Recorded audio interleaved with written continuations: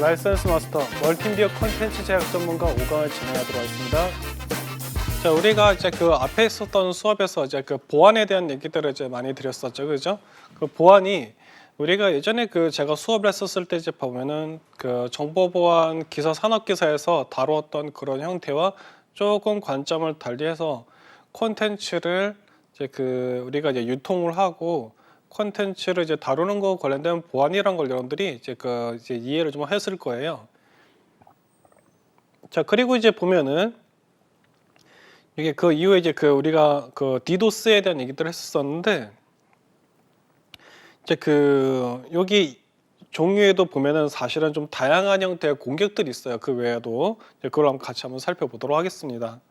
자, 이제 그 보시면은 그 핑 오브 데스라는 게 있죠. 그래서 RCMP 패킷을 사용하는 서비스 거부 공격 이렇게 나와 있습니다. 그래서 이게 거부 공격도요 다양한 형태인 거죠. 마치 보면은 권투를 한다 했었을 때 우리가 주먹을 지르는 그죠 형태에 따라서 이 포즈에 대한 명칭들이 다 다양하게 있죠, 그죠? 마치 그거하고 같아요. 그래서 공격도 디도스에서 끝나는 것이 아니고 사실은 이렇게 여러 자료에 나온 것처럼 뭐 랜드 어택이라든지 그죠?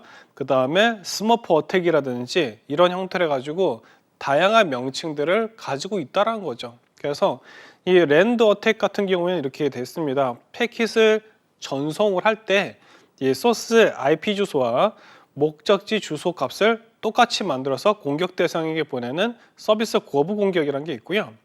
그 다음에 보면은 여기에서 이제 그 스머프 어택 같은 경우에는 이제 그 네트워크 상의 브로드캐스트 폭풍을 켜서 과부하로 인한 그 다운을 일으키는 공격이라는 거죠. 그래서 여기에 있는 내용들을 쭉 봐보시면요, 대부분 다 어떻게 됐냐면 그 신호나 혹은 데이터들이나 이런 패킷들이 그 다음에 혹은 이런 체계가 과부하에 빠지게 되는 공격들을 이제 지금 보면은 통칭을 해서 디도스의 형태다라고 얘기를 하는 거죠.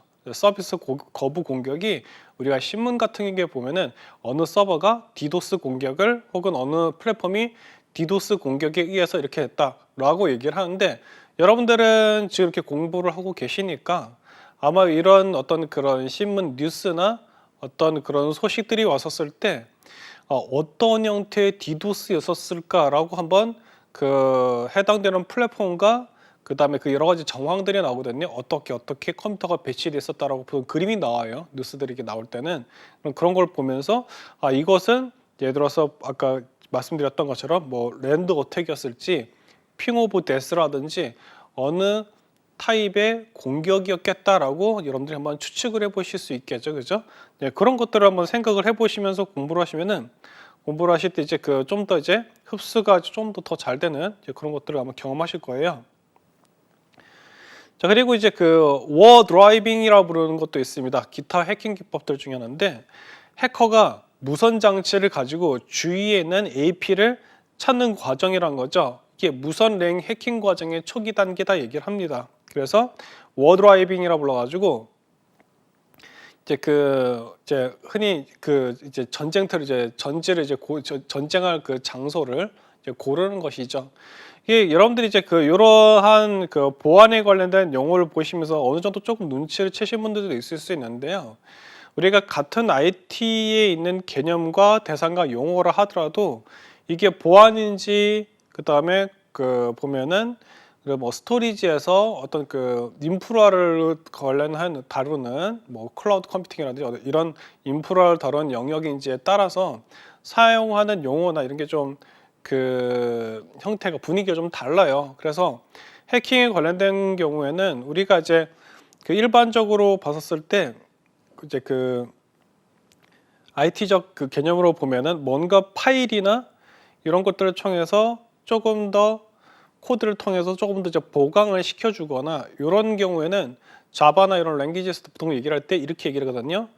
래퍼란 말이에요. 우리가 이제 랩으로 음식을 감싸듯이 처리를 한다 해서 래퍼 그리고 그런 동작들 하는 클래스를 래퍼 클래스라고 하거든요. 그런데 보안에서는요 보통 그런 상황이 되잖아요. 그러면 래퍼라는 단어도 쓰기는 하지만은 이제 그 상황에 따라서는 요런 개념도 쓰기 요런 용어를 쓰기도 해요.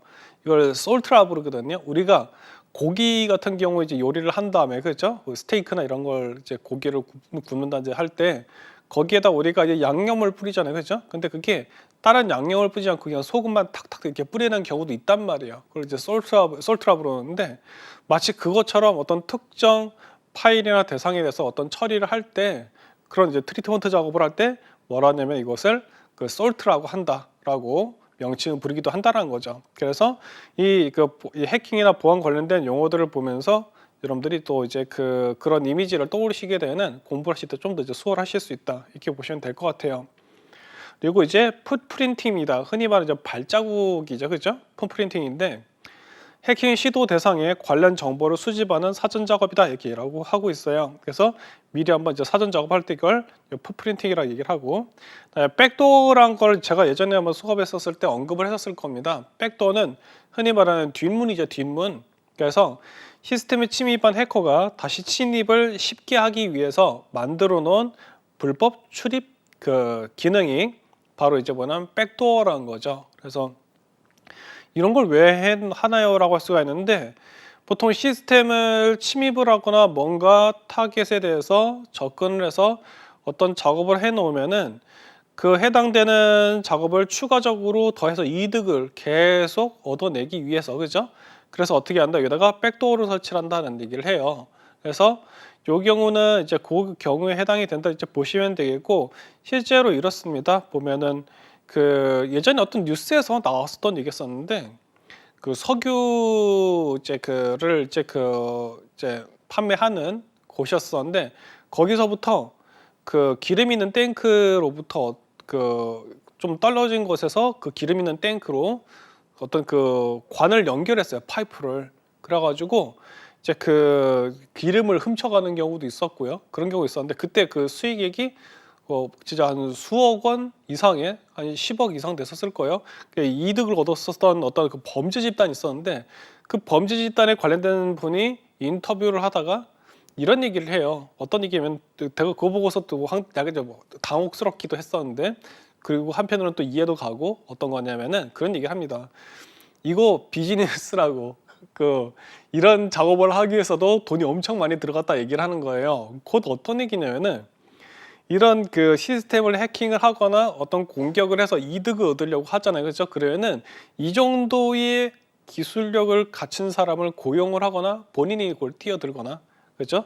그랬을 때 봐보면은 이 침입 행동을 통해서 얻어내는 이득이 이게 수익이 비용보다 높아야 된다는 거예요. 곧 바로 뭐예요? 비즈니스 개념이 들어가는 거죠. 그래서 이게 여러분들이 영화 같은 경우에도 봐보면 해커를 고용하거나 어떤 그 해결사를 고용을 할 때 이제 그분들이 그냥 이동하는 게 아니고 흔히 말하는 이제 그 비트코인이라든지 그죠? 혹은 현금 가방이라든지 그런 걸 통해서 막 거래를 하는 장면들이 나온 거 아마 보실 수 있을 거예요. 영화 같은 데서 보통 그렇게 많이 이제 그 표현을 하니까. 근데 그것처럼 여기에서도 이 지금 백도어를 보면 여러분들이 보시면서 느끼실 수 있는 게 이분들이 그냥 취미로 이렇게 한다 그러면은 취미로 이렇게 해본다면 그분들은 사실은 피해를 주면 크래커가 되긴 하지만 연습 삼아서 해보는 거는 사실 해커 그룹에 속하는 거고요.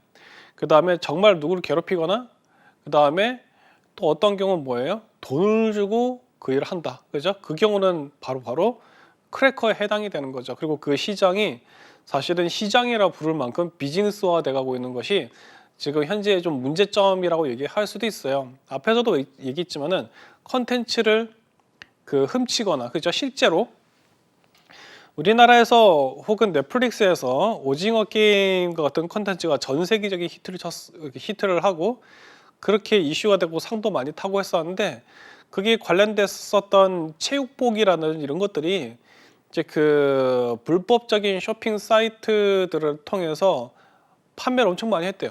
그 드라마에 나오는 소품들을 가지고. 근데 그것들이 사실은 어떻게 됐냐면은 저작권이 있거나 아직 저작권의 이제 소유자들이 잠재적인 소유자들이 있는 상황이 있는데 그런 것들을 예를 들어서 뭐 특정 중국인 어떤 특정 국가를 찝기도 그래요. 왜 그러냐면은 해당 국가에서 했을 수도 있고 해당 국가에다가 그런 뭐 어떤 소품들, 뭐 체육복이나 이런 것들을 만들라고 공장에서 시킨 다음에 실제로는 텍스 헤븐이라고 부르죠. 그 이제 우리가 봐보면은 이제 세금 탈세를 할 수 있는 지역에다가 법인을 두고서 있는 그런 국제적으로 활동하는 그런 그 집단들이 있어요. 근데 그 사람들이 중국에다가 제작 의뢰를 맡겨서 거기서 거기다가 서버를 열고 사이트를 운영하는 경우도 있거든요. 사실은 그와 비슷한 게 한국에서도 봐보면은 분명히 그 범죄를 일으키는 사람들은 한국인인데 동남아 지역이나 중국에다가 가가지고 서버를 오픈해서 거기서 불법 도박이나 그 이제 가짜 게임 서버를 여는 경우들도 많이 발견하거든요.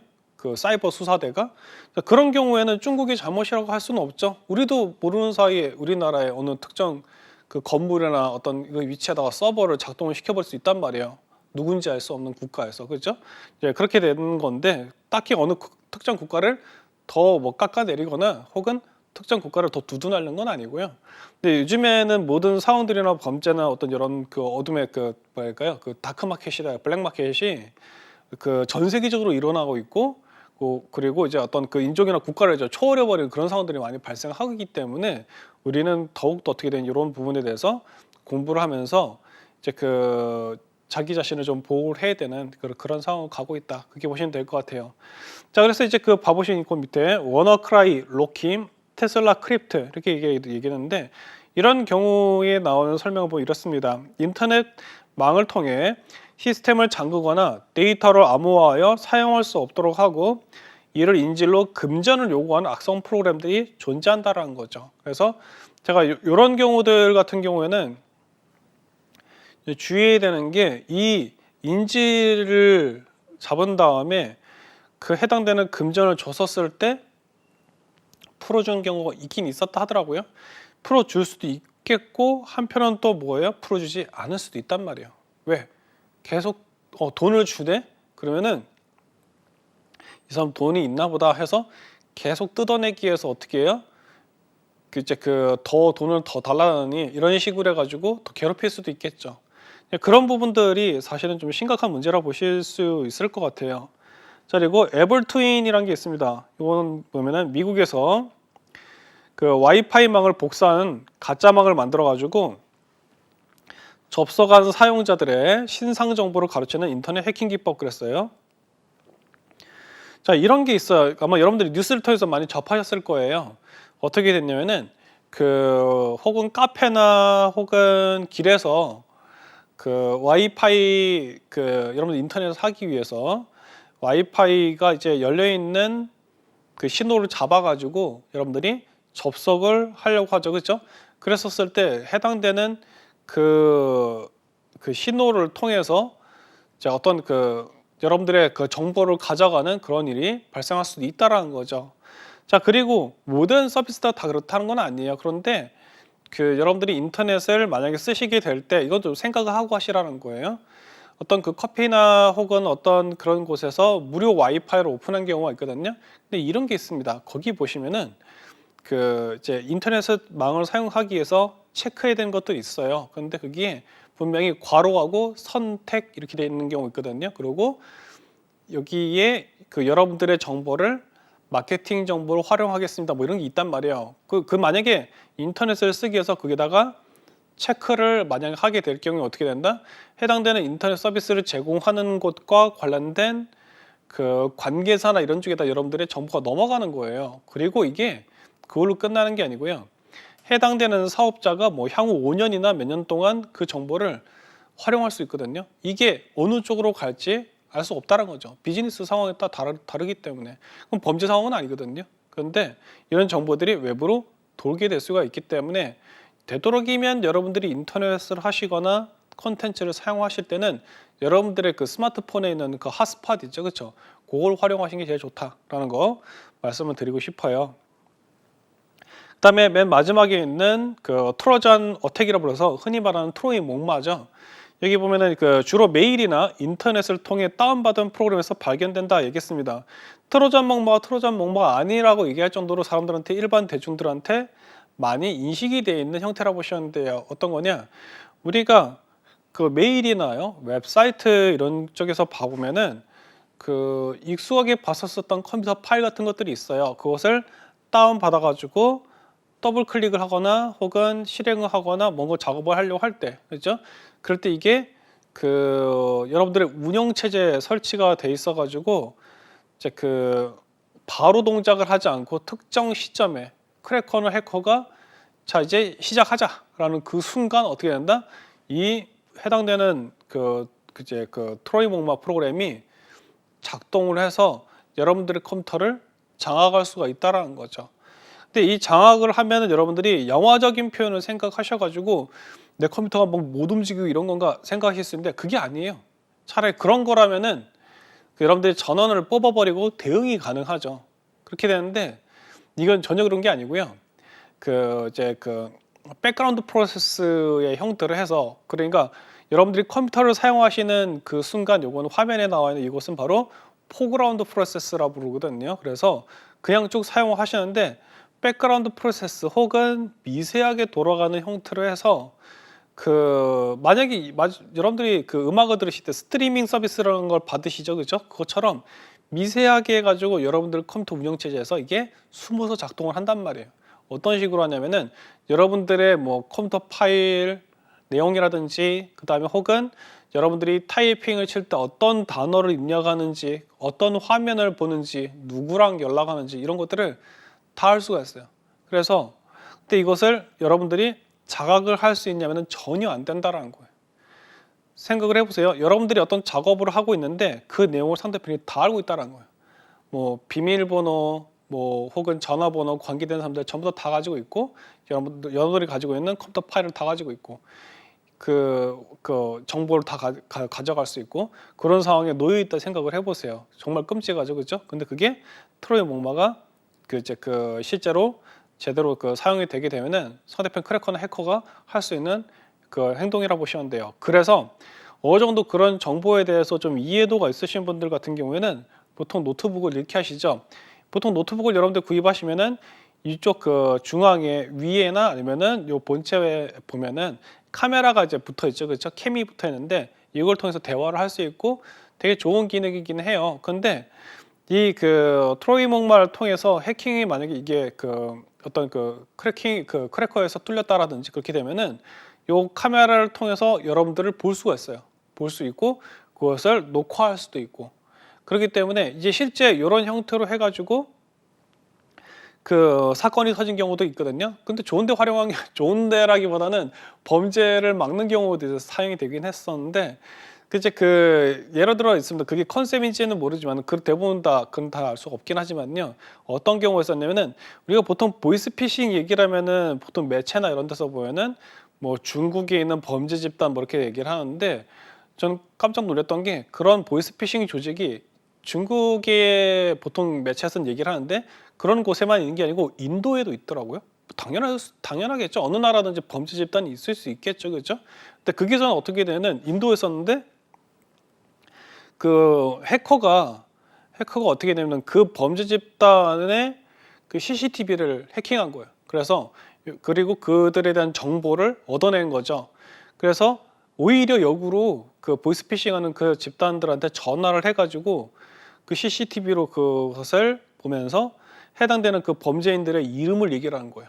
그래가지고 내가 널 보고 있다는 식으로 이제 했었던 거죠. 그러니까 이 사람들이 무서워가지고 덜덜 떠는 이제 그런 내용들의 어떤 자료들을 이제 본 적이 있었는데 이제 그게 보통 이제 크래커나 이런 사람들이 외부를 공격을 하는 거면 보긴 하지만은 보면은 이제 실력이 위에는 위가 더 있다고 우리가 이제 국제 이제 해커 조직이 있죠. 어너니머스라든지 그런 경우는 이제 국제적인 범죄 조직이나 혹은 그런 사람들에서는 타격을 가하는 이제 전문가 집단들이 또 있죠. 근데 이제 공식적인 집단은 아니에요. 그런데 그런 식으로 해가지고 상대편에 대해서 이제 컴퓨터에 이제 침투를 한다든지 이제 그런 형태로 해가지고 우리가 정보를 얻는 경우들이 있다라는 거죠. 그래서 그래서 여러 가지 얘기를 이제 하다 보면은 히스토리야 여러 가지 얘기들이 이제 뻗어나가게 되는데 그런 상태에서 썼을 때 사용하는 무기 중에 하나가 바로 뭐다? 이 트로전 어택이라고 보시면 돼요. 그래서 이것이 아까 얘기했었던 그런 얘기들하고 관련된 거고요. 그 다음에 해커를 이제 우리가 좀 더 살펴보게 되는데, 이제 해커를 구분을 할 때 이제 화이트 해커라는 개념이 있어요. 그래서 컴퓨터하고 온라인의 보안 취약점을 연구해 해킹을 방어하거나 퇴치하는 민관에서 활동하는 그 보안 전문가, 이런 분들이 이제 화이트 해커라고 할 수 있겠죠.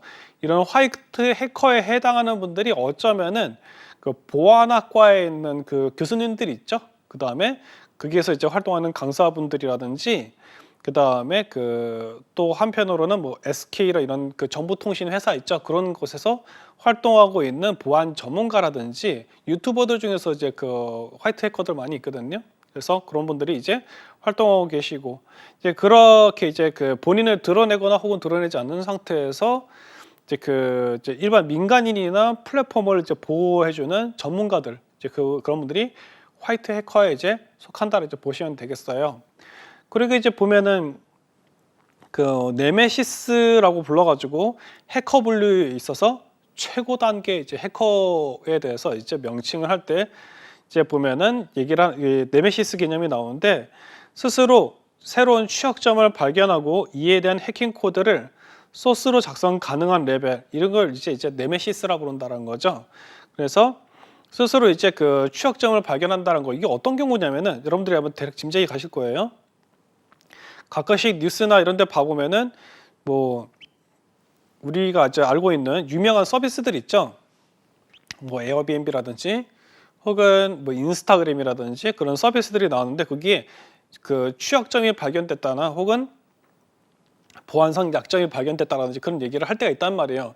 근데 거기에 대해서 뭔가가 그 타격을 받고서 알았다 그러면은 그 이제 그 보안 사건이 되겠죠, 그죠? 근데 이런 전문가들에 의해서 그 취약점을 발견해 버린 거예요, 스스로. 그래서 발견하고 요런 그 해킹 코드를 만들어내거나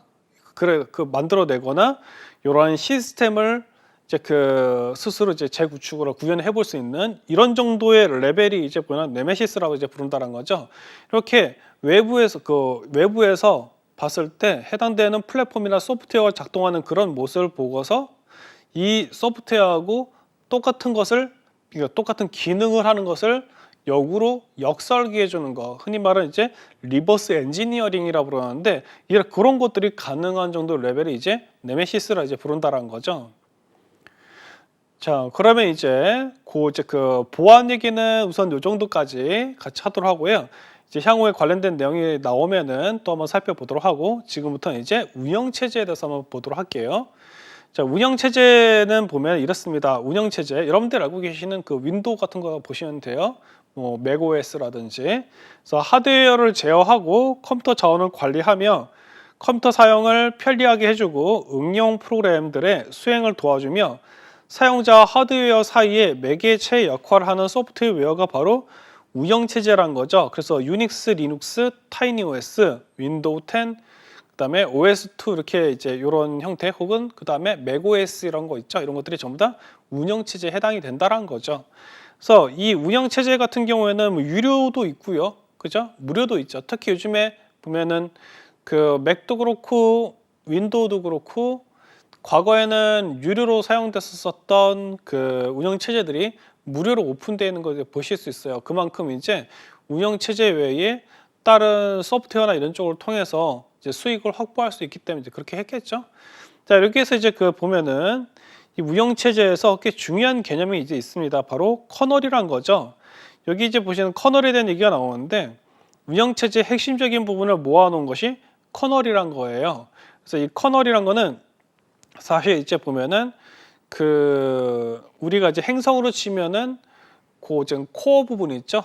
핵이라고 볼 수 있어요. 그래서 이 운영체제에 있는 커널은 어떻게 됐냐면, 결국에는 우리가 이제 윈도우나 맥을 통해서 어떤 클릭을 해서 프로그램을 실행시키거나 음악이 나오라게 이제 한다라든지 영상이 나오게 해달라든지 이것을 우리는 명령을 집어넣었죠, 그죠? 그러면은 이 커널을 향해서 명령을 전달하는 거예요. 그래서 이 커널에 그 운영체제인 이 커널이 이제 CPU나 혹은 어떤 그 입출력 장치를 이제 컨트롤하면서 이제 그 결과를 이제 우리한테 이제 돌려주겠죠, 그렇죠? 우리가 이제 그 뒤에서도 얘기가 조금씩 그 관련된 거 조금씩 나오기도 하는데 이 우리들 사람하고 이 지금 OS에 있는 요 커널하고 사이에는 사실은 쉘이라는 애가 존재해요. 그래서 이제 명령을 전달해주는 애인데 그래서 이제 그걸 통해서 우리가 어떤 명령을 이제 전달하게 되면은 그 쉘이 이것을 커널에다가 이제 보내주는 거죠. 그리고 커널이 특정 동작을 하게 되면 그 쉘이 그걸 받아서 우리한테 보여주는 거예요. 여러분들이요 윈도우를 한번 떠올려 보시면 알 거예요. 윈도우에서는 GUI 환경에서 클릭을 하면은 잘 안 되면은 경고 메시지 띄우고 제대로 그게 여러분들이 클릭을 해서 실행이 되면 실행되는 화면이 보이죠, 그죠? 꽤 직관적으로 되어 있는데 도스라고 불러가지고 검은 창이 나오는 게 있어요. 혹은 요즘에는 윈도우는 그걸 파워쉘이라고 부르더라고요. 근데 그걸 여러분들이 그 윈도우에서 검색창에 가셔서 cmd라고 입력하시고 엔터를 입력하시게 되면은 커맨드의 cmd죠. 이렇게 입력하시게 되는 윈도우즈 파워쉘이라고 해서 검은 화면이 뜰 거예요. 그게 이제 그 보면은 여러분들의 명령을 그 커맨드 형태로 해가지고 그 받아주는 그 커널에다가 명령을 이제 전달해주는 우리가 원하는 걸 실행하도록 전달해주는 쉘이라는 건데 윈도우에도 쉘이 있어요. 그렇게. 그리고 맥OS 같은 경우에는 봐보면 거기 터미널이라고 있어요. 터미널을 통해서 이제 명령 넣을 수 있고 리눅스는 뭐 터미널 가지고 많이 하고요. 그렇게 되는데 이 커널이란 건 결국에 보면 OS의 그 굉장히 그 중요한 핵에 해당이 되는 것이다. 이제 그걸 통해서 우리는 다양한 작업을 진행한다는 거죠. 자, 그래서 이제 이 OS에 대한 성능 평가를 할 때는 얼마나 프로그램을 잘 이제 처리를 해야 되는지 우리가 명령 넣었을 때 처리를 해주는지 그리고 이제 신뢰도죠. 얼마나 우리가 명령을 넣으면은 잘 거기에 대해서 응답을 해주는지 그게 이제 운영체제의 성능 평가 요소가 된다는 얘기인 거예요. 그리고 세 번째는 이제 운영체제 평가 그 기준이 되는 세 번째 평가 그 요소는 세 번째가 바로 그 반환 시간인 거죠. 반환 시간은 우리가 이것 좀 해달라고 얘기했는데 그거에 대해서 어떻게 되는 거예요? 그거는 이런 결과를 요청했으니까 그러면은 이렇게 우리가 이제 당신을 도와주겠습니다라고 하면서 우리가 내린 명령에 대해서 답을 해주는 게 이게 반환 시간이거든요. 그래서 이 반환 시간을 이게 우리가 요청을 했는데 순식간에 오면은 좋겠죠. 그런데 이게 시간을 우리가 어떤 예를 들어서 뭐 파일을 삭제를 하거나 파일을 복사했는데 생각을 해보세요. 윈도우나 이런 곳에서 여러분들이 파일을 복사했어요. 그러면은 이것이 정상적으로 돌아간다 그러면은 눈 깜짝할 새 그게 딱 나오겠죠, 그렇죠? 나와야 되는데 여러분들이 파일을 복사를 했는데 한 1분 있다 갑자기 그 파일이 통 하고 생긴다라든지 그렇죠? 그러면 여러분들이 생각하실 수 있겠죠. 첫 번째, 이 컴퓨터가 해킹됐나? 두 번째는 뭐예요? 윈도우가 고장이 났나? 이렇게 생각하실 수 있단 말이에요, 그렇죠? 그런데 이제 이런 것이 사실 이제 반환 시간에 의해서 여러분들이 판단을 이제 하려고 이제 하는 것이겠죠, 그렇죠? 그것처럼 운영 체제는 사실은 이 세 가지를 가지고 이 운영 체제의 그 성능을 이제 평가할 수 있다라는 거예요. 그래서 실제 우리가 이제 이런 운영 체제를 평가할 때도 이런 소프트웨어 평가해주는 소프트웨어들이 있거든요. 그런 걸 통해서 이 OS에 대한 성능을 우리가 이제 판단을 하는 거죠. 자, 이제 아래에 이제 보시면 운영체제 프로세스 스케줄링이라는 게 나옵니다. 그래서 제가 앞에서 설명드렸던 개념이 여기서 다시 나오는데 바로 뭐예요? 프로세스에 대한 얘기인 거죠. 프로세스는 컴퓨터에서 실행되고 있는 컴퓨터 프로그램 이것의 스케줄링의 대상이 되는 태스크라고 얘기를 하고 있어요. 그래서 운영체제에서 실행 상태에 있는 프로그램의 인스턴스 이렇게 얘기 나와 있는데 이렇게 용어들이 막 이렇게 나와 있으면은 여러분들이 이거 진입장벽이네 이거 어떻게 하지 이렇게 걱정하실 수가 있는데 제가 전에도 말씀드렸죠. 이런 건 사실 걱정하실 필요 없습니다. 어떤 거냐? 조금만 여러분들이 이제 인내를 하시고 그죠? 인내를 하시고 투자한다 생각하시고 이제 브라우저 크롬이나 이런 걸 통해서 구글이나 네이버를 통해서 요 단어를 한번 입력을 한번 해보세요. 프로세스에 대한 걸 나왔을 때 이렇게 얘기 나오면은 그 단어들을 보다가 모르는 게 있으면 또 다시 이걸 또 검색하시면 되는 거예요. 그래서 우리가 여러분들이 영어 단어를 활용을 해서 영어 문장을 의역을 하시는 것처럼 그렇게 접근하시면 되는 거죠. 자, 이 프로세스라는 게 어떤 거냐면 이렇습니다. 운영체제에서 실행 상태에 있는 프로그램의 인스턴스 이렇게 되는데 컴퓨터에서는 이런 개념이 있어요. 런타임이라는 게 있거든요. 이게 어떤 거면은 여러분들이 컴퓨터에 전기를 넣으면은 이 컴퓨터가 이제 활성화가 되면서 여러분들의 메모리가 이제 작동이 이것도 쓸 수 있도록 되면서 여러분들이 그 어떤 명령을 넣으면은 그 메모리 위에서 그 명령어가 작동이 되겠죠, 그렇죠? 혹은 프로그램이 실행이 되겠죠, 그렇죠? 이런 하나의 실행되고 있는 명령 있죠, 그렇죠? 이걸 바로 뭐라 한다? 프로세스 혹은 이렇게 실시간으로 작동되고 있는 상태에 있는 명령어 있죠, 그렇죠? 이 상태를 뭐라 한다? 바로 런타임이라 불러요. 런타임. 런이 달린다는 뜻이죠, 그렇죠? 그리고 해당되는 그 시간대 영역을 얘기한다 해서 런타임이라 부르는 거예요. 근데 여기서 얘기하고는 이 프로세스는 어떤 거냐면은 이 운영체제에서 뭐 윈도우든 맥이든 리눅스든 간에 이 운영체제에서 뭐예요? 실행 상태, 런타임에 올라가 있는 프로그램의 일부. 그게 바로 뭐다? 인스턴스라고 부르는 거예요. 이 인스턴스란 게 바로 뭐냐면 이것도 보면 프로그램 안에서 작동이 되고 있는 어떤 요소들 있죠, 그렇죠? 그런 것을 단위별로 말했을 때 보면은 인스턴스란 용어를 사용을 하죠. 그냥 그걸 얘기를 한 거예요. 이 프로세스란 것은. 그래서 이것을 이제 그 실행하고 있는 프로그램 그 자체, 이걸 바로 뭐라 한다? 단위를 프로세스라고 한다. 이렇게 보시면 되겠어요.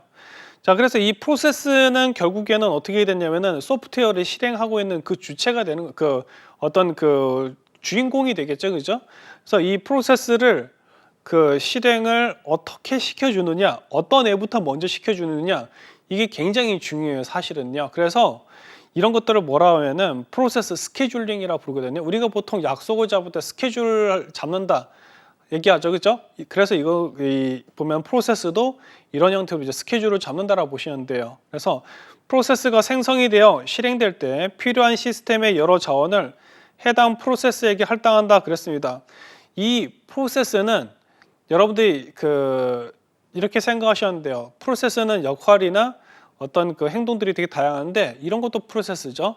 여러분들이 예를 들어서 그 등본을 떼려고 하세요, 그죠? 그러면은 정부의 네트워크에 접속하셔서 여러분들이 문서를 다운받은 다음에 인쇄 버튼을 누르죠, 그렇죠? 그 인쇄에 관련된 프린터에 대한 프로세스가 작동을 한 거예요. 그래서 그렇게 된 것이고, 그다음에 여러분들이 뭐 이제 공공기관에다가 이런 제출하기 위해서 그 문서를 그 복합기에다 넣고 스캐닝 작업을 해요, 그렇죠? 그러면은 뭔가를 읽어드리는 스캐닝에 관련된 프로세스가 동작을 하는 것이죠. 그와 같이 이 프로세스라는 거는 어떤 특정 동작을 하면서 자원을 사용하게 돼 있거든요. 그리고 사용해야 되고. 근데 이러한 프로세스가 만약에 어떤 특정 자원을 획득하지 못하면 어떻게 된 거예요? 해당 동작을 취하지 못하게 되겠죠. 예를 들어 이래요.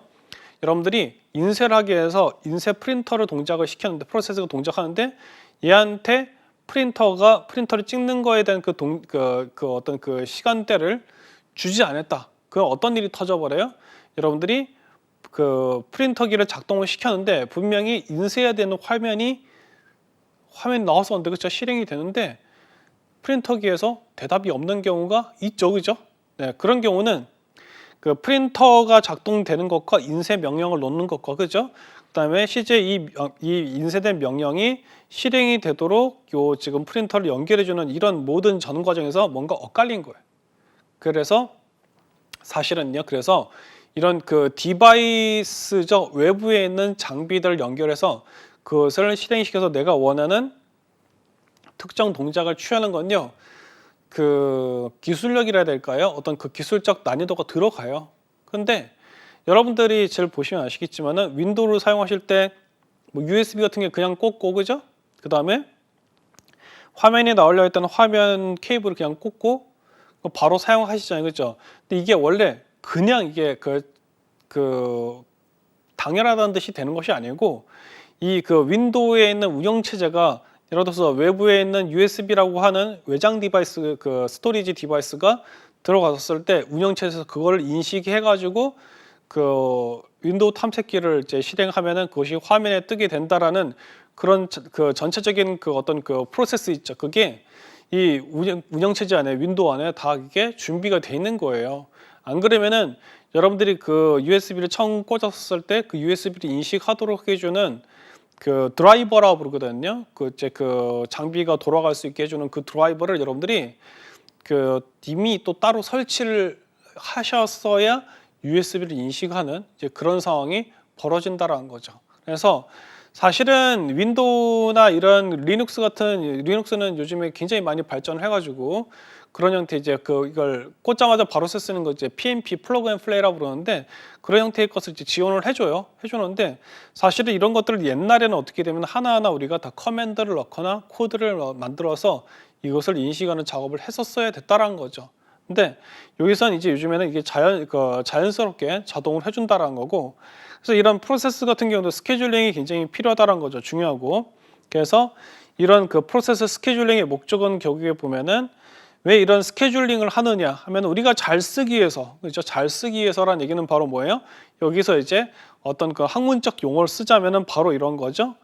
응답 시간을 단축한다라는 거죠. 인식을 높이고 처리를 할 수 있도록 하고, 그 다음에 오버헤드 최소화. 그러니까 이게 그 아까 프린터기를 실행을 시켰는데 이게 작동이 안 된다라는지, 그죠? 이런 사건이 터지지 않도록 최소화시키고, 그리고 우리가 인쇄 명령을 넣으면은 한 10분 있다, 그쵸? 학원 커피 한 잔 마시고 와가지고 봤더니 인쇄가 돼 있더라. 약간 이런 게 아니라는 거죠. 요즘에는 프린터기 잉크젯조차도 명령 넣으면은 실행시키면 굉장히 빨리 나오죠, 그죠? 그런 것처럼 이런 우리가 명령을 넣었을 때 응답 시간이 빨리 나오는 것, 이것이 바로 뭐다? 프로세스 스케줄링 하는 이유라는 거죠. 그래서 이런 게 있습니다. 여러분들이 그 취업을 준비하시는 분들, 뭐 자격증 준비 공부하시는 이유 중에 하나가 또 취업이기도 하니까, 취업을 하시고 일을 하실 때 되게 또 이제 생각하셔야 되는 게 이런 게 있어요. 이런 자격증을 취득을 해서 지식을 쌓으면서도 또 한편 여러분들이 어떤 걸 또 잘하셔야 되면은, 여러분들이 마치 그 프로세서처럼 컴퓨터처럼 어떻게 하면은 여러분들이 취업을 하신 다음에 그 회사에 있는 여러분들의 이제 관리자죠, 상관이나 혹은 요즘에는 수평 조직들이 많이 있으니까, 그죠? 거기서 이제 여러분들이 만약에 여러분들한테 일이 왔었다 할 때 어떤 일부터 먼저 해결을 하고 그 진행하느냐에 대한 스케줄링이란 것들, 이런 것들은 자격증으로 나오는 건 아니잖아요, 그죠? 그러니까 이런 공부를 하시면서 이렇게 그 나중에 일을 할 때도 이런 부분들을 좀 신경을 써야겠구나라는 것들을 한 번 더 생각하시면서 하면은 뭐 복습도 되고 여러분들에 대한 그 직무 능력도, 그죠? 향상되고 그런 것이죠. 실제 제가 얘기하는 이런 부분들은 봐보면은 그 NCS에서 봐보면은 여러분들이 그 직무 능력에 관련되어 있는 학습 내용에 이렇게 들어가 있어요. 뭐 정보 처리 능력, 문제 해결 능력 이런 식으로 해가지고, 네, 그런 부분들하고 이것들을 연결해서 하시게 되면은 다양한 이제 그 여러분들의 그 스킬이 이제 올라가는 것을 이제 보실 수 있을 거예요. 자, 그다음에 이제 프로세스 스케줄링 기법에 대해서 잠깐 더 보겠습니다.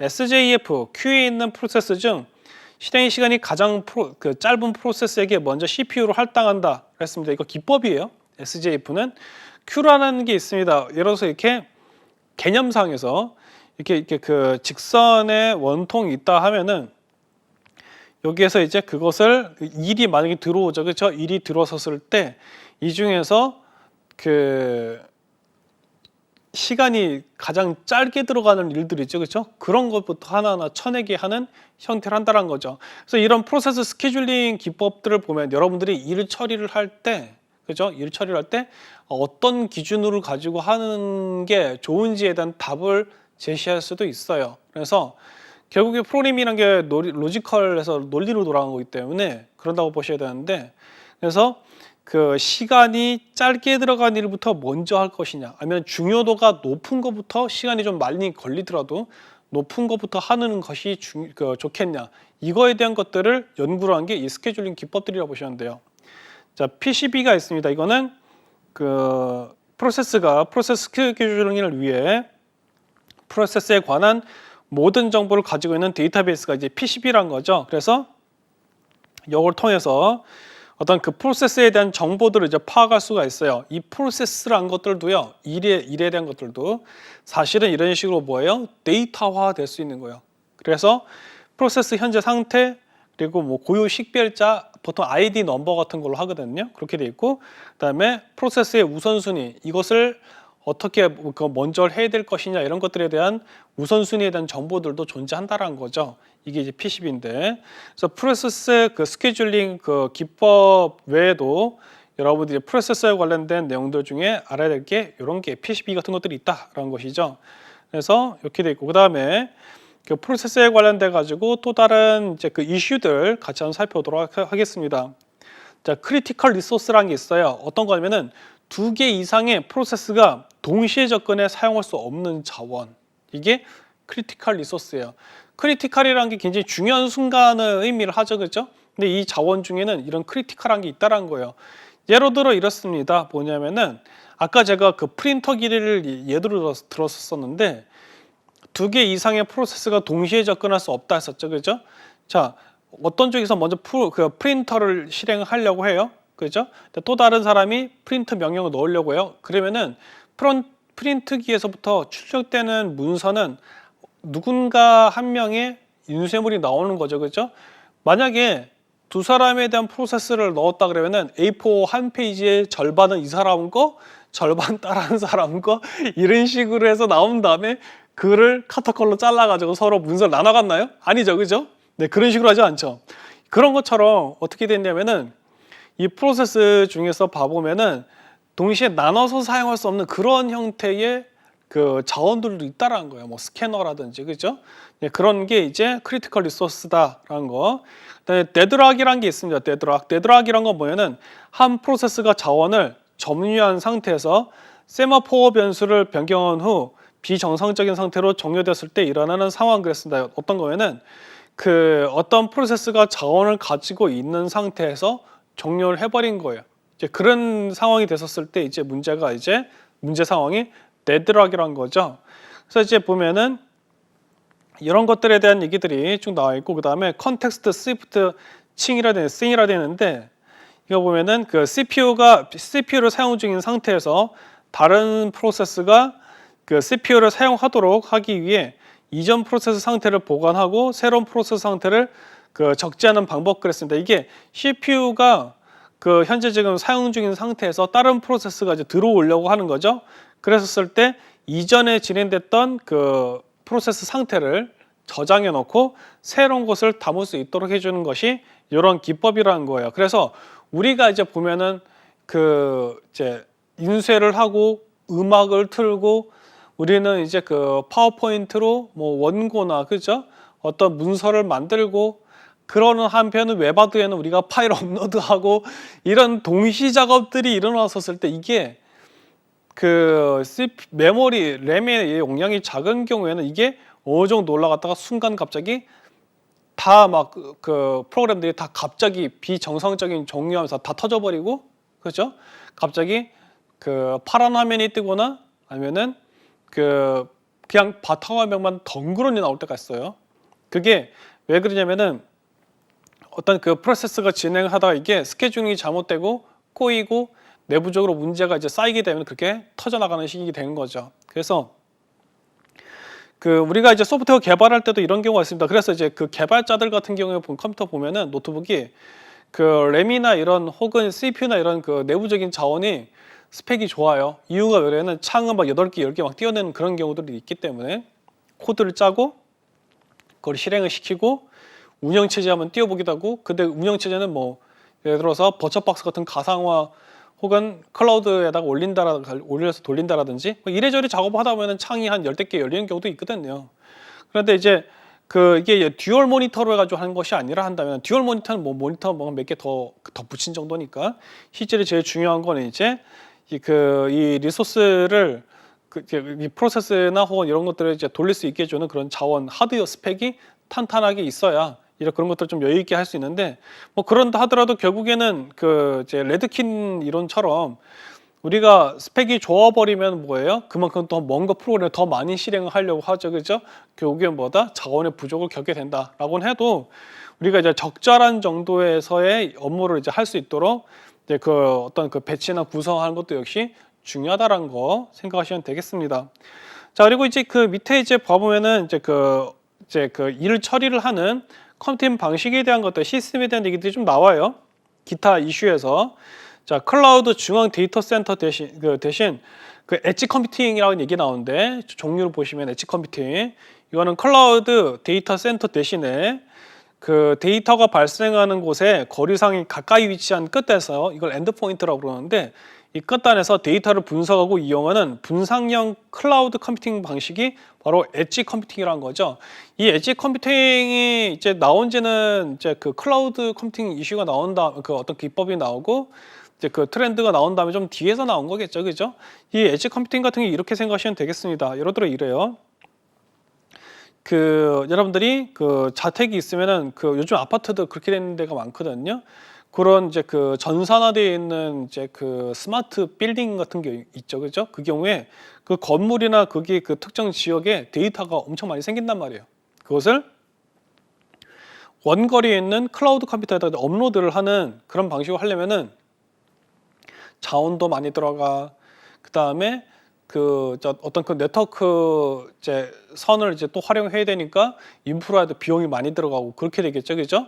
그러니까 어떻게 되냐면은 이런 그 처리를 할 때 비용 자체를 줄이기 위해서 처음에 도입할 때 비용을 좀 더 그 책정화하는 거죠. 이런 그 엣지 컴퓨팅 시스템을 구축을 해가지고 이제 그 지금 이제 우리가 최종적으로 데이터를 보내줘야 되는 그쪽 서버로 보내는 그 중간에 이쪽에서부터 데이터를 좀 이제 그 처리를 하는 이 시스템을 구축을 해서 과부하가 걸리지 않도록 혹은 비용이 높아진 걸 방지할 수 있는 형태가 되는 것이죠. 자, 그래서 이런 것들이 사실 엣지 컴퓨팅이 이렇게 이제 얘기가 나온 것이고, 그 다음에 이제 보면은 그 패브릭 컴퓨팅이라 불러서 컴퓨터 시스템을 구성하는 자원을 필요한 만큼 독립적으로 구성하여 시스템을 유연하게 확대 축소할 수 있기 때문에 클라우드 컴퓨팅 환경에서 적합한 시스템이다 그랬습니다. 이거는 이 엣지 컴퓨팅 같은 경우에는 어떤 클라우드에 대한 전체적인 어떤 그 시스템을 좀 더 데이터 발생하는 지점이 좀 가까이 둔 경우 이제 해당이 되겠죠. 여기에는 패브릭 컴퓨팅 같은 경우에는 이제 엣지 컴퓨팅하고 비슷한 유형으로 볼 수 있어요. 그런데 이제 여기서 얘기하고 있는 건 이제 그 어떤 컴퓨팅 자원 중에서도 특정 부분에 필요한 만큼 더 붙인다라든지, 그죠? 더 추가한다라든지 이런 식으로 해가지고 자원을 이제 활용하는 형태라고 보시면 되겠어요. 이 엣지 컴퓨팅이나 그 패브릭 컴퓨팅 같은 경우에는 사실은 이제 우리가 그 어떤 서버를 다루거나 이런 쪽에서 나와야 되는 얘기기는 해요. 근데 왜 난데없이? 그렇죠? 이 프로세스나 리소스 쓰는데 얘네들 이게 왜 나왔지? 이 생각하실 수가 있거든요. 그 클라우드 컴퓨팅 쪽에 계신 분들은. 근데 앞에서도 말씀드렸지만 뭔가요? 멀티미디어 컨텐츠 전문가를 우리가 공부를 하고, 그 다음에 이 지금 리소스에 대한 것도 컨텐츠에 관련된 걸 다루다 보니 어떻게 됐냐면은 여기에 대한 것들을 이제 그 처리를 하고, 그 다음에 이제 과부하가 걸리지 않도록 이제 그 자원을 이제 분산을 하고, 이런 거에 대한 기법들이 그 또 엣지 컴퓨팅이나 이제 패브릭 컴퓨팅이니까 그 기타 이슈라서 얘가 이제 추가됐다 이렇게 보시면 되는 거죠. 그래서 어떻게 우리가 이제 이 지식 부분들을 다시 이제 그 멀티미디어 컨텐츠 전문가, 제작 전문가의 관점으로 해서 지금 재배치를 하고 있다 이렇게 보시면 되겠습니다.